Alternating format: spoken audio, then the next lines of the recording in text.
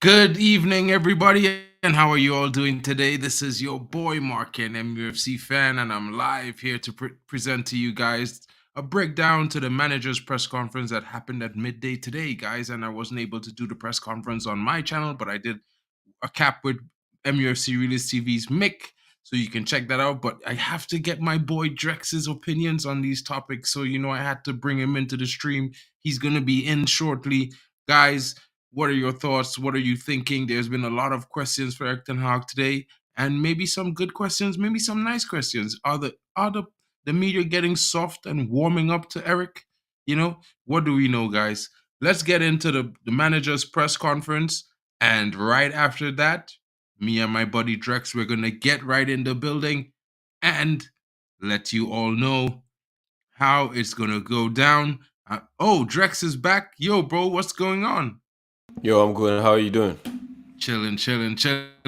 Well, let's get right into the press conference, my bro. And then after, we're gonna let everyone, comment. We're gonna talk about the questions, and you're gonna give me your opinions on what you think, right? Of course, of course.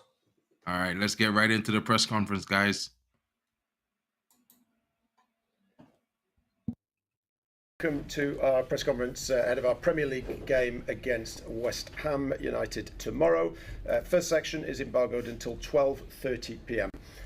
Simon Peach. Hi Eric. Hi. Happy Christmas in advance. Anybody available? As well? Anyone available for West Ham that was unavailable for Liverpool? Now we have some doubts, but we have some illnesses during the week, so we have to see who's available for tomorrow. Hopefully they are recovered, but we have to see. You said in Copenhagen that you didn't expect to see Casemiro or Lisandro Martinez back before Christmas when we're in Denmark. Just wondering what the update with those two are at the moment. Yeah, so they are not available before Christmas, so that will be mid-January. We expect them back. With the other defenders, because obviously you had Willy Camboala on the bench at Liverpool because of the, I guess, defensive shortages. Harry Maguire and Victor Lindelof. Any update on them, and Mason Mount? The timescale on him at the moment. Mason Mount similar into January. Harry Maguire, I expect him early on, and Victor Lindelof is not available, and he has done a surgery, so he will be out for a couple of weeks. What happened there? What happened? He had a problem, and so personal is that, but he has to do the surgery. I mean, you haven't scored for 3 games, and you're one of the lowest scorers in the Premier League. I know in the past you've defended Rasmus Højlund, and it's not just about one player, but why are you struggling to score goals so much? First of all, I think we played very strong teams with Liverpool and Bayern Munich. That's obvious, and then before we had a poor game, as we have seen. But I think, there are always issues, but we know also we have to improve. And so in our game, I think we played very good at Bayern Munich and against Liverpool, but we should have created more chances, and then of course we should have been more clinical in such moments. Is it about getting more players into scoring situations, or do you believe you're creating the chances, just not taking them? I think we can definitely improve. So it's not about one player, but it's about a totally group of us. So as you know, my philosophy, we have to attack with 11. So it's not only about one player, but it's about everyone. And we have to get the movements better. The decisions, so the ball decision making on the ball has to be better. And sometimes also we have to be more clinical. I think the best chance on Sunday in Liverpool was ours, and it was a great attack. Eric, the European Super League is back on the agenda this week. What do you make of the revised concept, the new format with promotion and relegation? I refer to the statement the club brought out yesterday. the club's position's clear, obviously. The court have ruled, though, essentially it's changed the footballing landscape in some way, shape or form. Do you think that change is inevitable within European football at some point in the future? So I have to look then in more detail if I want to express an opinion about that. And can I just ask you about January, about transfers? Do you know yet whether you're going to have money to spend? Do you want to strengthen the squad next month? So the current squad, so I'm happy. So as we get our players back, I'm sure we have a good squad. I think a lot of our, say, the way it went in the first season of the reasons behind, because many players were not available. And I'm sure when all the players are available on board, and it looks like, as I said, Casemiro will be back, Martinez will be back, Mason Mount will be back. We will be much stronger after the winter. Ian. Erik, just to pick up on what Simon was asking you about before with the lack of goals, I understand it's not just about one player, but Rasmus Højlund is a very young man. He's come to a big club, a different league, a different country, and not scored in the Premier League yet. I just wonder how personally you think he's coping with the pressure and going so long without a first goal in the league. Yeah, of course we are open, and also he is open, and I think his mentality is great, and I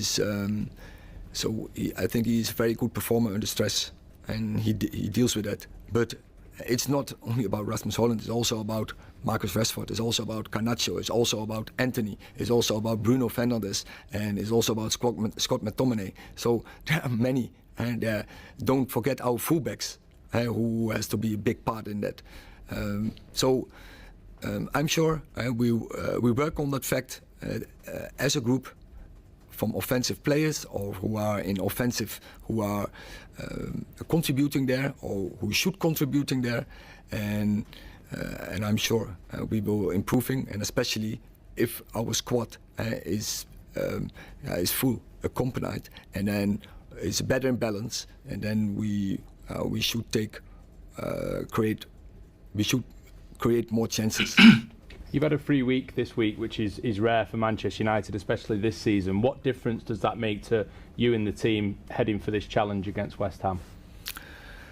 First of all, we had such a busy program, and so we gave the lads some days off, also because we go in a busy week again with 3 games. So they needed, from physical approach, they needed a rest, get away from football, also mentally. And so I now expect them. They are fresh, and we can go in that week, in a massive week. That is a great opportunity for us, and with the good result in Liverpool in our back, and that will give the team confidence, and we can compete with the best teams in this league. And now we have to get forward, and so we have to make next steps. And we have to demand more from each other to make that step forward. Thank you. Okay, we'll take a final question in this section from a special guest. Nigel Flanagan is a United fan who runs Operation Christmas Present, which has donated 26,000 gifts to children in hospital on Christmas days for many years. So we want to say, well done, thank you, and tell us your question for Erik Ten Hag. Happy Christmas. Happy Christmas. Busy period coming up soon with lots of games. Are you going to be able to have some time off with your family? Have you got any plans? Oh yeah, we have my plans, but it has to be around the games, because the games that will be my main point, my key point to focus on. As I just said, we have 3 big games to play in this week. Really looking forward. It's always a massive period for any club in the Premier League, but definitely now for us. So we will focus on that, and but there will sometimes in the spare time there is some time to join in my family and to have some time together and to celebrate Christmas. Thanks, Nigel. Thank you. Welcome to our press conference ahead of our Premier League. So that has been the press conference, my bro. What are you thinking? First of all, I'm gonna say Merry Christmas to all the Manchester United fan out there, and a beautiful and prosperous 2024 to you guys. We hope we get to do well in the new year, right? We get the club sold and everything, and also a Merry Christmas to Erik Ten Hag and his team, as well as the players and their family. I like the way his head is really sparkly and shiny, neatly shaded for the weekend games. But let's jump into the conference itself. It was the questions were not that bad, apart from the one that I feel like they were trying to pick on Rasmus. But I don't I the first guy that actually asked the question about goal scoring, right? I think he was trying to create something which the manager quickly debunked. Right? But that being said, yeah, he's a journalist. He's allowed to do his job. So the So, first but question, like I'll just bring it up on the screen. Is anyone yeah, available for West Ham who weren't available against Liverpool? yeah, And he made his yeah he answer to made that, mention. yeah, Yeah, he he said mentioned that he just mentioned that you know Luke Shaw and Maguire. I mean Maguire is still and unavailable. Lindelof Lindelof is not had available as well. yeah. Casemiro as well as Mason Mount, as well as Lissandro Martinez. So these are the first two questions. We heard that Victor Lindelof had surgery. Maguire might be the first one to be back, but maybe in the next week or in the next week. So what are your thoughts on that? How do you feel about that? I like yeah, it is what it is. We all knew from the time Lissandro and Casemiro were sustained their injury that it was going to be a lengthy spell out on the injury table, right? So we all kind of expected them somewhere. Maybe me, I expected them after Christmas, right?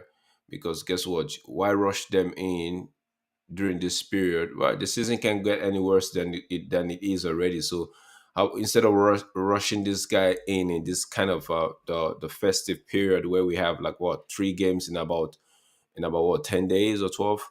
So I'll just keep them fresh. Whoever is on grass, whoever is training on grass now, I still give them a week or two to actually perfect their fitness and prove to the medical team as well as the coaching team that they are fit properly to play. So because there's no of what you use is getting a player back, rushing a player back, then he sustains another injury, and you be like, yo, maybe it was a week too soon. So, 100%. but yeah, that being said, yeah, did I really have any objection against Varane and Evans partnership at Liverpool? No. So I'd love to see that partnership and see what they can offer.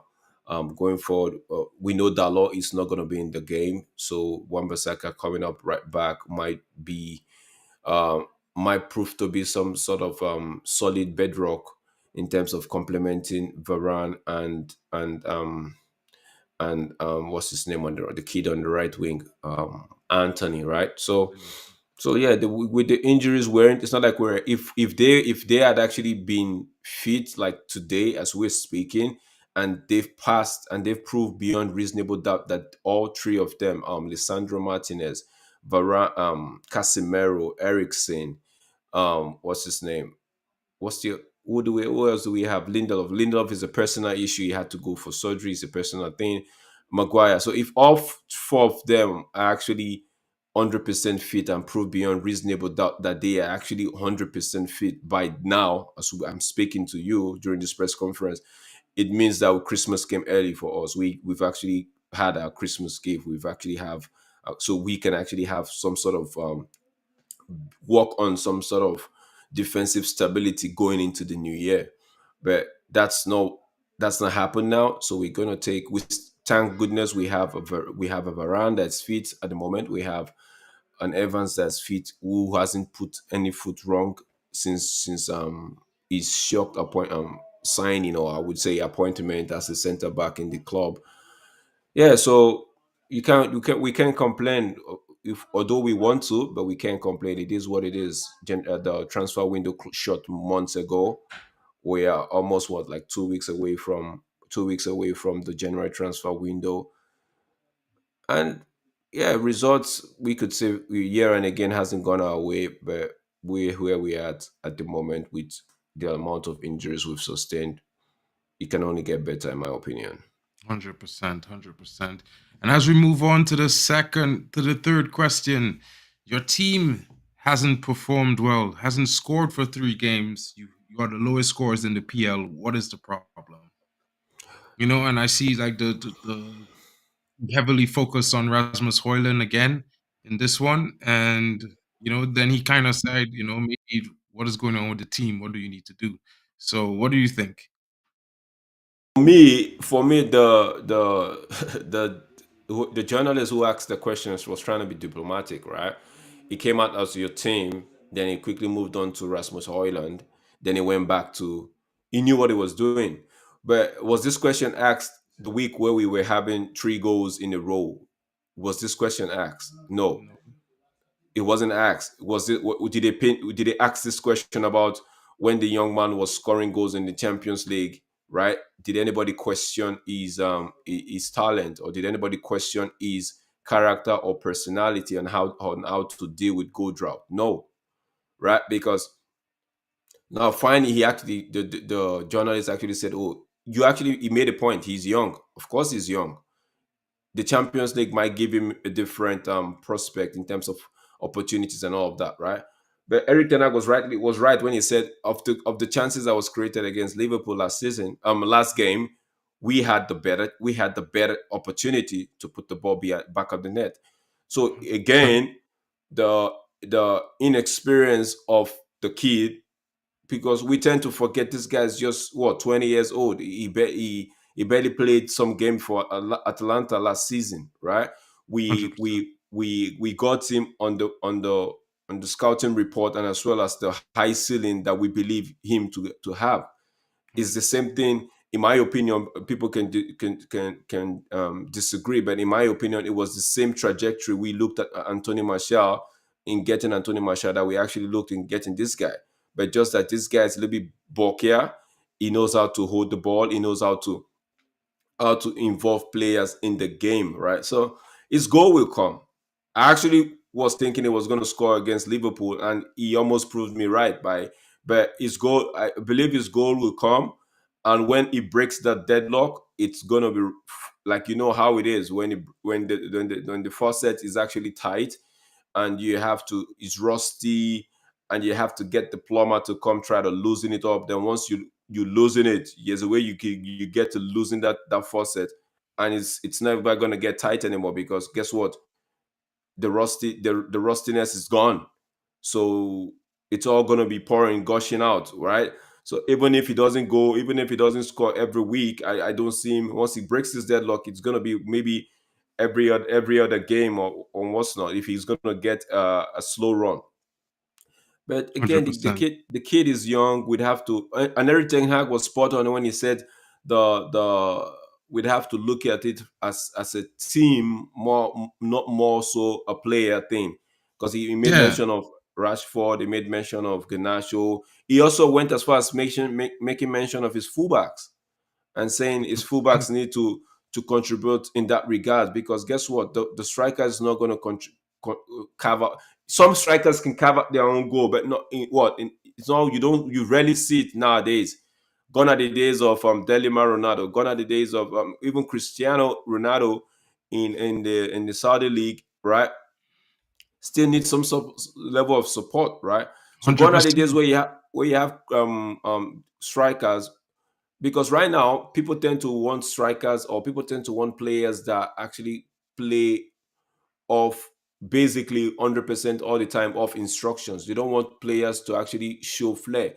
The minute the players show flair, people label them showboating, disrespectful to oppositing team, disrespectful to your manager. And I'm like, yo, but isn't this supposed to be what we love about the game, where a player can actually do the Ronaldinho, where a player can actually do the Cristiano Ronaldo, can actually do things, the Figos, right? Where they can actually take the ball, the Zinedine Zidane, and make something out of nothing. But these days, we just want players to just be there, cross the ball, head. But that's aside. I digress. That aside, the team. needs to work hand in hand with the striker. We've got the striker.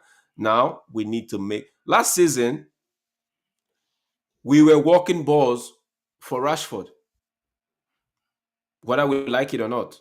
We were actually walking the ball for Rashford because the manager told them, "Yo, listen, we don't have a striker. Our strikers are injured. Ronaldo left. Anthony Martial is doing what he has to do. We have to get Rashford scoring." And they all walked the ball for Rashford.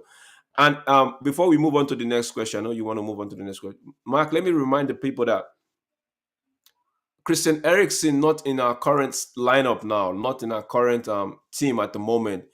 It's like a what's the word now? It's a deficit for us when in terms of creativity. Like I usually say, Bruno Fernandes is our only out and out creativity we have at the moment.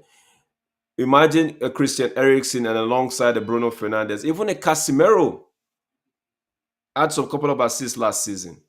So this team, I think this team is actually missing core members that can actually do the work of creating the ball for the striker.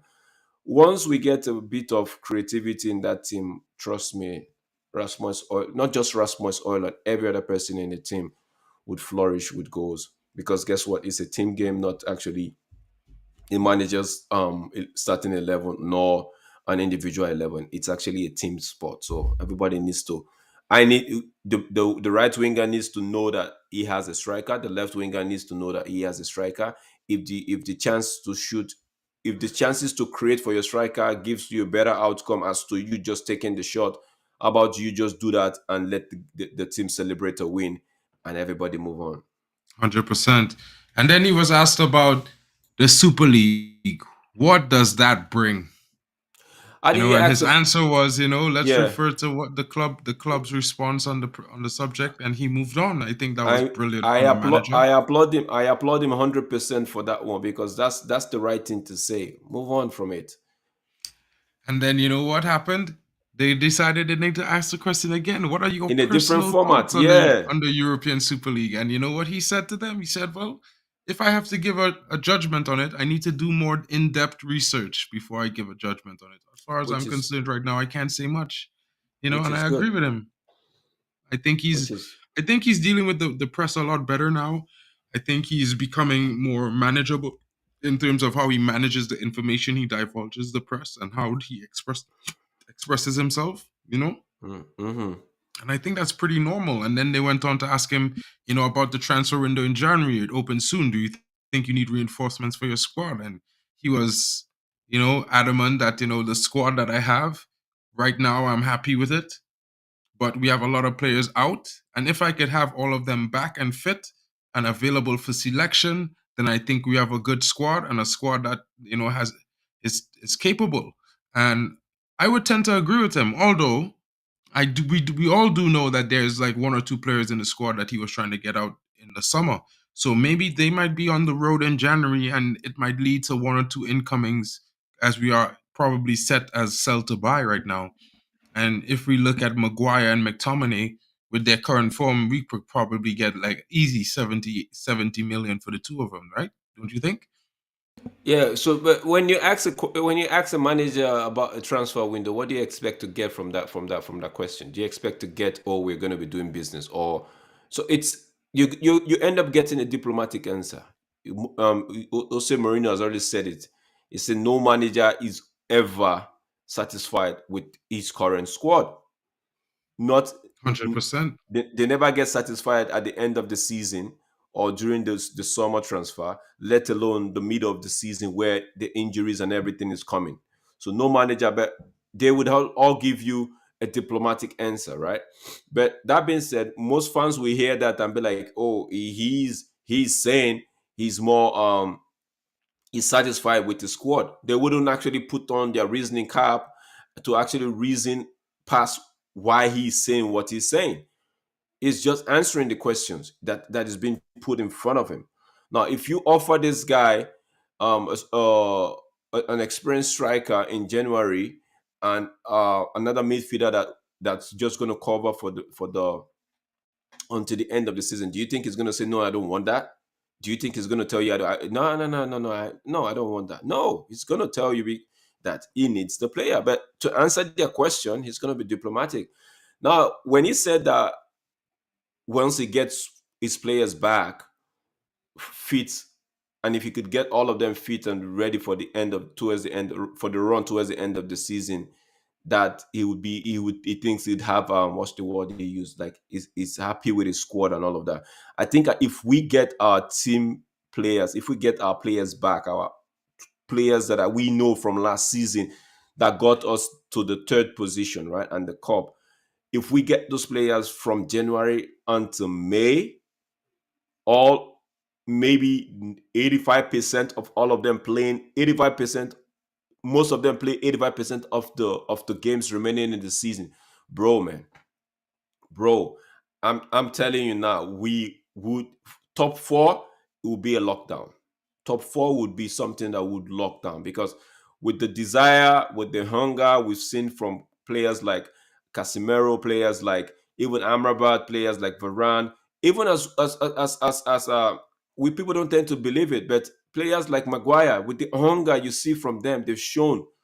Now I know I'm one of the fans that actually don't really like not like I don't like the guy. I don't have any problem to do with it. I don't have any problem with him. He's a human being as myself. But in terms of the way he plays his football, right? I don't like it. McTominay, right? I always say McTominay is not a starter in my book, but players like that, they have the hunger, so if you get other players coming on board with that same desire and hunger and a little bit of top qualities in terms of what we have now, man, top 4 will be a lockdown. Top 4 would be a lockdown. I say that again. Top 4 would be a lockdown. Just want this injury thing, the injury plague, to just let us be for another 4 months, or if not, just let us be for another 5 months. Let's just have a second half of the season injury free, and we would be a problem. You see that statement Aguero made when he said, never write United off. They would actually be a problem to anybody. Yes, we will. Yes, we will. I'm going to say this: in about 10 years that we've been having this uncertainty in our club, Liverpool's only finished above us, what, 3 times? 3 times. Twice, Bro, actually, to be fair. okay, so now imagine we. I don't want to even go about it. Let's not. That's for a different show, because Let's move imagine on to the other yeah. Let's question, move on bro. to the next question, bro. How do you think Rasmus Højlund is coping with the pressure going on and going so long without scoring a goal in the league as a young striker? Well, he was asked this question, and I think he answered it pretty well, because, in my honest opinion, in the last 3 games is where I first started seeing some frustration from Rasmus Højlund. You know what I mean? But based on that is 3 games out of, I think he played 12 or 13 so far this season, full games. And as a young 20-year-old, I think, how much could you really expect from a young striker? This is a young lad that came with, he clearly has the ability. Not only could he play through the middle, I've seen him play off the right for Atalanta. He has that breakaway pace. He has very good ball control. He's very good on the ball. He knows how to get the passes in. I just think his the stress and the pressure on him has been making him, either a little bit too anxious to go at a ball, or, making him overthink his run. So he's either a step ahead or a step behind in the play in the last few games. And some people might say, maybe he doesn't have it, but you know what that says to me? He's just a player frustrated by the fact that he hasn't scored any goals, and the be all and end all is that it's on him, the responsibility to score goals. You know what I mean? And no matter how much anyone tells him, bro, don't worry about it, he's always going to feel like he's responsible. And what I think is, the moment he breaks that duck and gets a goal, bro, the floodgates are opening. He's going to be a force. What are you thinking, Drex?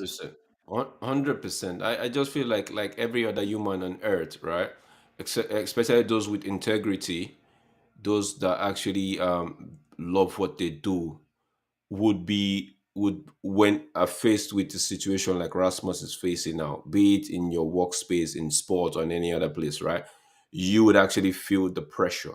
You would actually feel the anxiety. You want to actually get people off your back, right? You'd want to actually make a mark for yourself because guess what? He was bought primarily to score goals, right? Help his team put the ball at the back of the net. He's able to do it in, which is for me, it's a very good thing. He's able to do it in the Champions League, right? So 100%. there is we've seen it because if he wasn't scoring in the Champions, if he didn't score in the Champions League and it's not scoring in the Premier League, then the spot the searchlight would be so bright on him. But we've seen it, cool, calm, collected. He scored a very good goal in the Champions League. Scored Like quite a few good goals in the Champions League. you so you could actually see that this guy is actually composed when it comes to scoring the goals, right? But it's the Premier League one, which in him, don't forget this kid is a United fan. Don't forget this kid is actually a United fan. So that's one pressure on the one hand. And on the second hand, on the other hand, is the fact that he is the one leading the line in terms of the attacking line. So he needs to deliver. So that pressure on himself is putting that pressure on himself. And I still find out that I still like the way that with that same pressure, he's not cracking down. He's not like he still gives good performance on the pitch, if you know what I mean. He still tries to get everybody involved, right? So it's like the question the journalist asked, this question is actually a fair question. How do you think he's taking it? How do you think he's coping with it, right? For a young kid, some people might not cope properly with it. So it's left for the manager to actually tell him, yo, before you think too deep about the situation, look at your goals in the Champions League. Look at how cool, calm, and collected you were when you were scoring these goals. Look at your goals in the what we call it, the Europe qualifiers, and when you go away, look at your goals for Atalanta. You can do this. Don't put undue pressure on yourself. Get the You team know? involved. Go ahead. No, go ahead. I'm listening. To get the team, do what you can to your ability. The goals will come. Keep telling him himself, the goals will come. Don't force it. Don't force it. And when it comes, you'll be amazed at the ease with which he came. Don't force it, you know? So I think he would score, like you said. Once he does, the floodgates will be open. But the manager he needs his manager now more than ever. He needs his money and he needs the fans now to be backing him, not trying to draw. Because all I seen on Twitter now is people trying to use Rasmus to gain impression to get Elon's money, and it doesn't make sense to me. If rival fans are doing it, I understand. But you, a United fan, trying to be on your players' back, especially a young kid like Rasmus, and you're doing this. That's why when people were going at Garnacho last season, I'm like, how do you even do that? How do you do that? You, a 38 or a 40-year-old young adult, or I would say young adult, or you're trying to bully a kid and you're doing it off what? You know what I'm saying? You're trying to bully somebody just because you don't like them or because they take a position where your preferred player is supposed to play. You're trying to, so it doesn't make sense to me. So we us as United fans need to back this boy. We've always said we wanted an experienced striker to be alongside with him to like share the workload, right? But you know how the club is run; they don't think the way we as fans think. So it is what it is. 100%. But I believe the boy would get his chance. If not this weekend, maybe against Villa. I always say, and people say I spam, but it is. It might end up scoring this weekend. 100%. You never know what could happen. And, to be honest, my bro, I'm going to say it like this, right? I just wish Garnacho pulls up next to him and be like, here, look, the phone. Ronaldo's on the phone to you. And Ronaldo says to him, hey, kid, I watch your games. You work hard. You know what I mean? You have it. I could see it. You know what I mean? But, have some faith. And the next thing if I was to say, I think Ronaldo would say the same thing to him. Sometimes when you're watching Garnacho or Anthony on the ball, you seem to be standing with the defender next to him. Take a few steps forward in a line, walk in a straight line, but keep yourself on side. So instead of walking towards the goal, you kind of walking across the face of goal, whether it be to your left or to your right. And when you see their head go down, your body's already in motion. So it's easier for you to just immediately speed that up into the box. It gets you a step and a half faster. You know what I mean? So it gives you more time to get on a ball that's flashing across the goal line, or to get there ahead of the defender to a cross that's coming in. You know what I mean? So I think these are little Yeah. things that he would have. I would have liked to have Ronaldo at the club still. Being able to give Rasmus that kind of advice, because I think with the work ethic Rasmus has shown and his attitude, I think he would have been. Whew, he would have. Ronaldo would have lit him like a fuse. You know See, what I mean? Like yeah, like I pass the said, don't torch. forget this. Don't forget this boy. This boy is actually a United fan. So having Ronaldo in the team, an idol for him, giving him some words of wisdom and some level of advice in terms of how to position his body and what's not, in some striker sharing in the knowledge of Ronaldo. That would be Immense. like that would be so immense, man. That's like finding a diamond in the rough. Man, 100%. it's like when you walk in the desert for so long and somebody just offers you a very cool jar of water. That is what it will be, man. But that's why we as United fans said this kid would do well if he has an experienced striker that's sharing the load with him.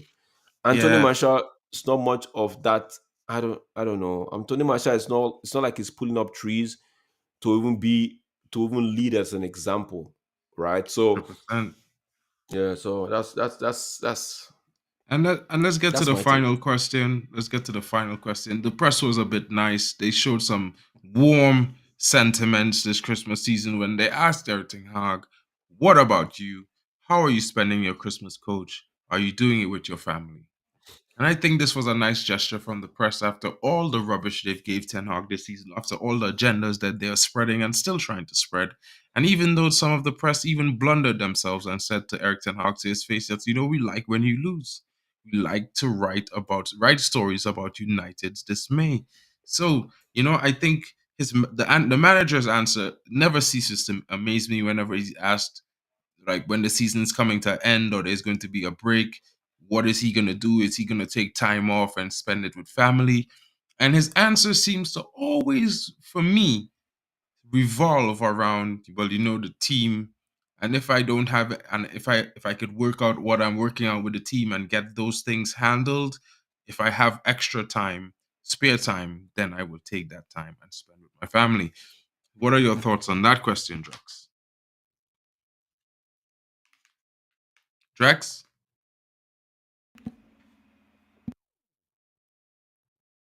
Oh, can you hear me now? Yeah. Yeah. So I had the thing on mute. Sorry. So you put it right when you said it was a nice gesture from the journalist, right? But in my mind's eye, sometimes I try not to be too optimistic with them journalists. They could be trying to find something when there's nothing, right? But let's put that aside and just be clear headed here. Nice gesture, nice to think to try to think nice of the manager after the turmoil he's had for the first part of the season, to try to cool off some steam with his family, people that could actually caress his bruised wounds and all of that, right? So it's a nice gesture, but you always know that this guy is gonna tell you his team. He put, if he has to be, if personal reason has to come in, it has to be one that he cannot show under the bed, or cannot show it under the table or something, right? He would have to take it. But for him, it's his team comes first, which is nice to actually know that a manager actually puts his team first. And people say, but all managers put their team first, but you don't, sometimes hearing it, or to hear it from somebody, it just gives you that extra calmness to say, okay, this guy said it, so I'm gonna hold him to his words, right?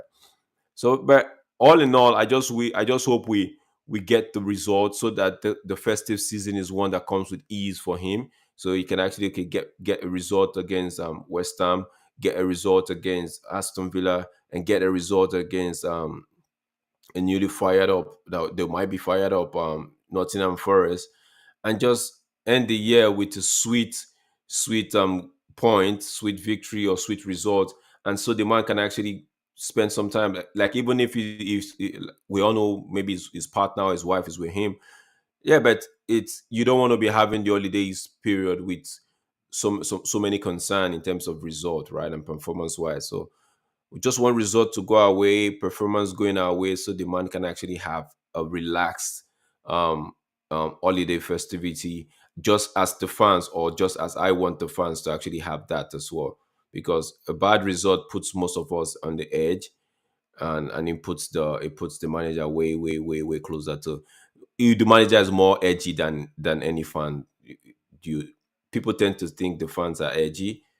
You need to be in the manager's position to know how edgy it is for the managers, and how they can actually take a break. They just have to walk around the clock, find the problem, try to fix a problem, try to do this one, try to attend to that. Right? So it's all, yeah. Summary is just, I mean, my conclusion is just, we get the good result for the manager so that he can actually cool off, the fans can cool off, and we can have a broader view with a positive outcome going into the new year, and you hope things gets better from there. Sales, the whatever 25%, or be it somebody else is jumping in to buy the full club at 100%, and it can happen. I just hope for a good year.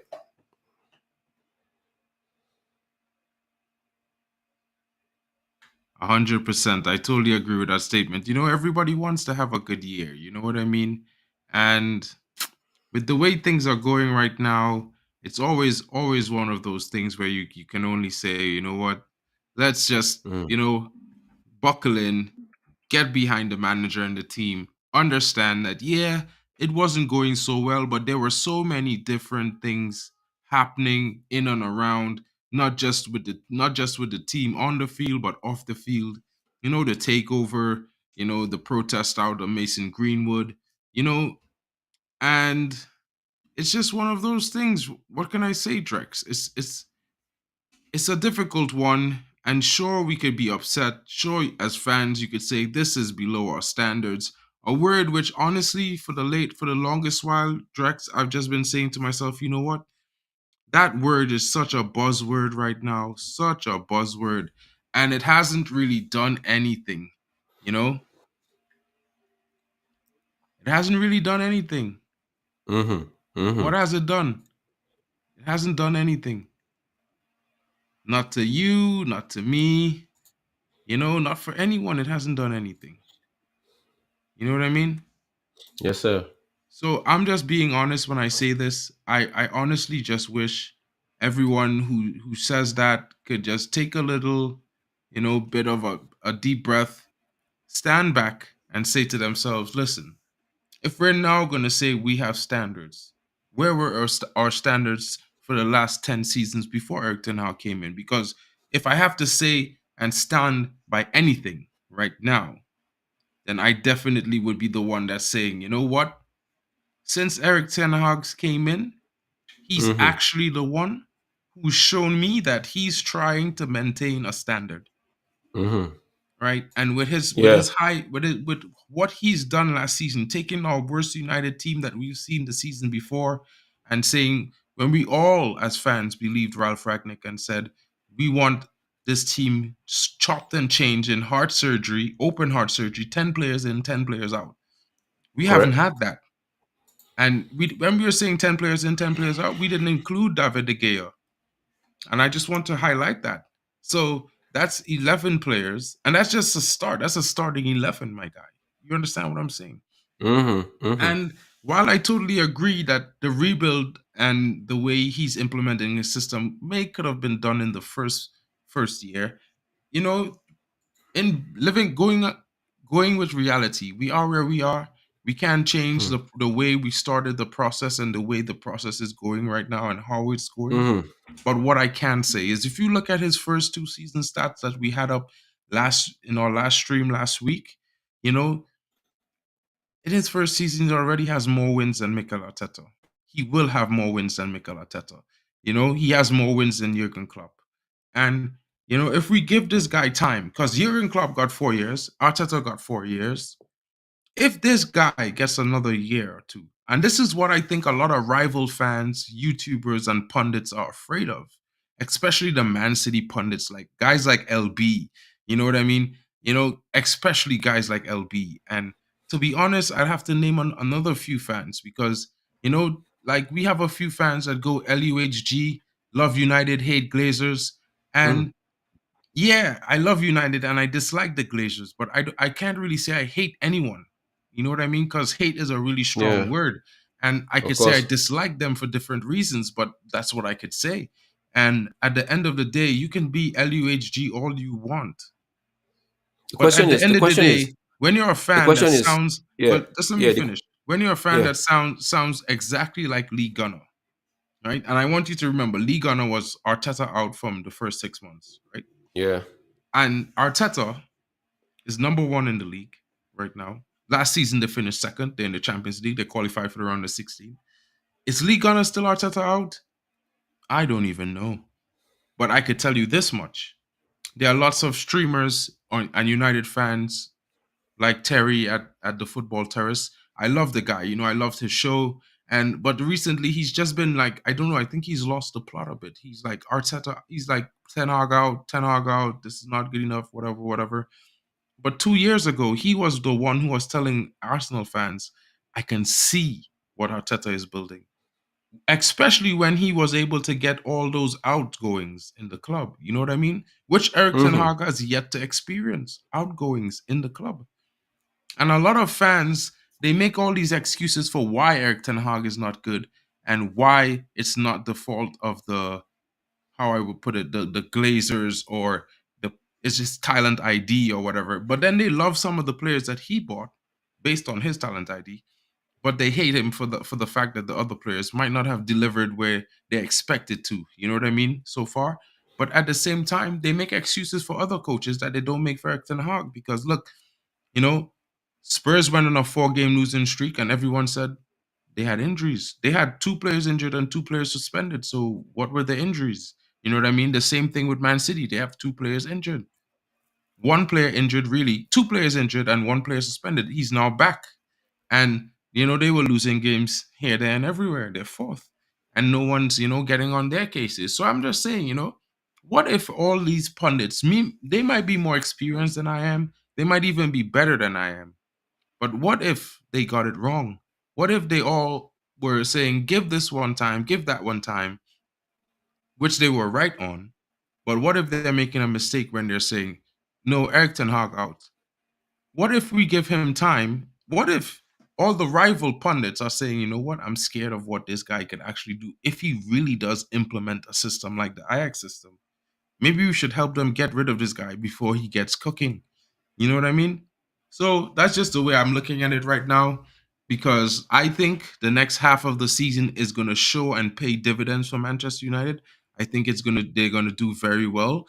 I think it's going to exceed the expectations of fans and a lot of the YouTubers and content creators around in the football space because I think with this week rest which United has not had in probably about 20 something weeks of football. You know what I mean? This week's rest is something that might be actually able to help the team re-energize, refresh themselves, and kick on and play some better football. What do you think, Drex? Yeah, yeah, just touch back on the the people actually called people that actually wants the manager out and people that actually you talked about Lee Gunner wanting Ateta out and all of that, right? Yeah, but there's something that they see. I don't try to fault as much. I don't try to even fault them because there's something that they are looking forward to that they don't get in return. So because of that, they just jump on to a conclusion and say, okay, this manager out, that manager out, right? I don't fault them. Terry, I don't fault Terry. Terry's all doing it for the show. Terry tells you most of the time it's all entertainment and all of that, right? So big up Terry. I like Terry, but I I don't you see those I'm not like you said, how do you hate is a strong word, right? Um you were saying give Arteta time, you could see 2 years down the line, you could see where it's gonna go. But for your manager that has the wrongest of structures behind him, you want him out after 6 months or after what? After Yeah, we've not even had proper. Have we had 18 months of football? Not take away the transfer window and all of that. Have we had 18? Is this man had 18 months of football? Mark, do you think he's had 18 months of football? Not yet. If we're going on football seasons, he's only had 12 months according to my calculations. So A that's football one season year, one is year, 1 year and you of want actual him football. out. When you know the crap he has, you're one of the people that preach the not a penny more thing against the Glazers and all of that. You know how bad the structure is, but yet you want the manager out. Make it make sense. So sometimes I just look past the thumbnail and the shenanigans and just go, you guys are actually doing it for the show. Kudos to you. You'd have to make money. You'd have to do what you have to do to get your pay. I don't envy you for that. It's like the caption, love United, hate Glazers. How do you hate? That's why I tell you I don't hate them. I just dislike them. I don't even want them near the club. How do you hate somebody that's trying to feed his family? How do you do that? It's crazy, man. How, how do you do so? For me, when they're doing what they do, I tell them most of the time, even on Twitter, I say, like Faz is saying he's Erik Ten Hag out, but you're one of the people that actually say they should give a time. You're one of the persons that say, okay, get this player, get that player. But how do you get those players when the manager has a very unbalanced structure? Not even, he doesn't have a structure behind him. So I just look past them and just say, you know what, fair play to you. You're trying to feed yourself. You're trying to feed your family. There's an opportunity for you to do that. Kudos to you. But don't do it trying to make people feel like they don't have a brain, or trying to, like they say, if you don't like my opinion, don't subscribe to it. I don't subscribe to it.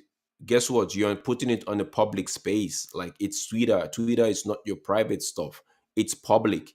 It could appear on my feed. Doesn't mean I'm following you, right? Most of the time, I don't even comment. If you say something that's I don't agree to, I don't comment. I don't even slander you. I just walk past. But that being said, people have the right to their opinion. They have their, whether it's garbage they're spewing out, they have the right to it, right? But we just need some level of structure behind this guy before we could actually drop the axe down and say cut the line.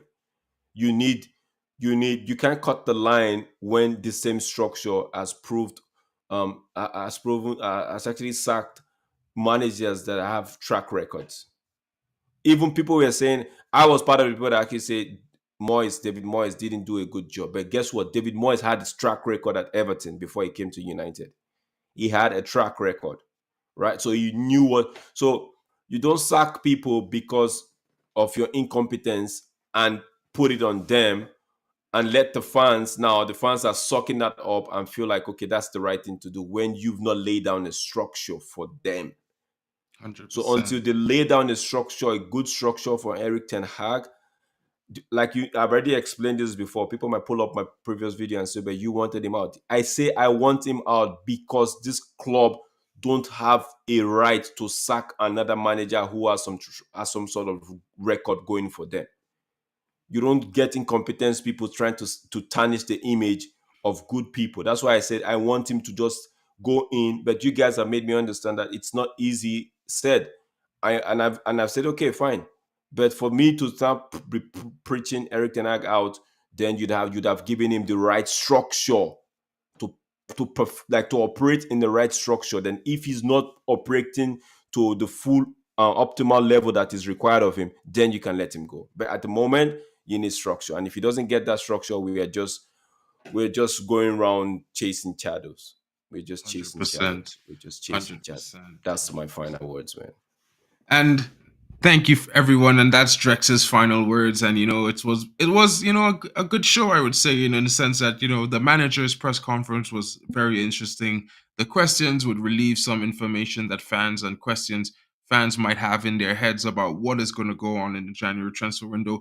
As you all know, guys, I'm doing the transfer daily update twice a week on Tuesdays and Thursdays every week, so I look forward to that.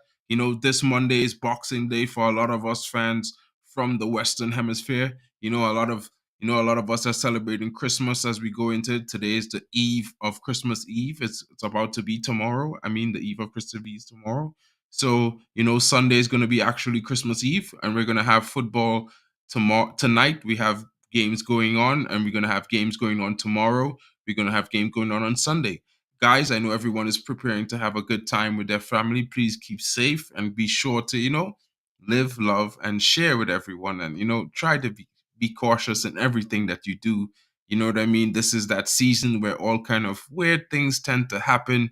A lot of people are hustling and bustling to try to get gifts and try to do shopping, last minute stuffs, get things done. And, you might just be overlooking some sense of caution. So I urge everyone to please pay attention to those things.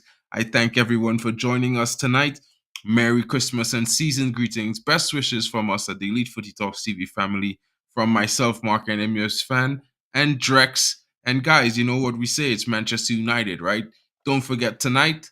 We are also going to be popping up on the happy hour eve before Christmas night, special this Friday, guys. There's going to be questions. So guys, jump into the stream and let's know what you're thinking. You know what I mean? And for all those who are new to my channel, this is a brand new space, a United fan channel, but it's also an EPL fan channel. We're going to be talking about lots of different EPL teams. It's going to be very expansive coming into the new year, as I have a few friends of mine who also cover other teams. One of them who covers Borussia Dortmund, he's going to come into the channel and do a few streams whenever Borussia Dortmund has games, do some match reactions as well. And I have some friends coming in like Chelsea Dan and others. Shea, Arsenal fan, is always popping in. He's going to come in and pop in and do some possible, reactions to the Arsenal games for the new year. Guys, look forward to it, because we're going to be here every day bringing you streams with the updates, breaking news, everything happening in Manchester United and English Premier League. Guys, stay tuned, and thank you so much for joining us tonight. I hope you all have a great evening.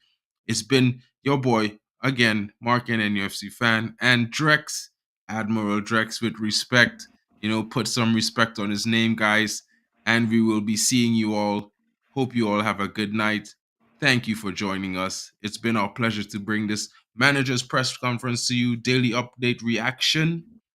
Guys, stay tuned. Get in the comments. Leave us in the non-live section. Give us your reaction. What are your opinions? What you want to see for your team? Manchester United, be it any team in the Premier League. Let us know what you're thinking. And we out.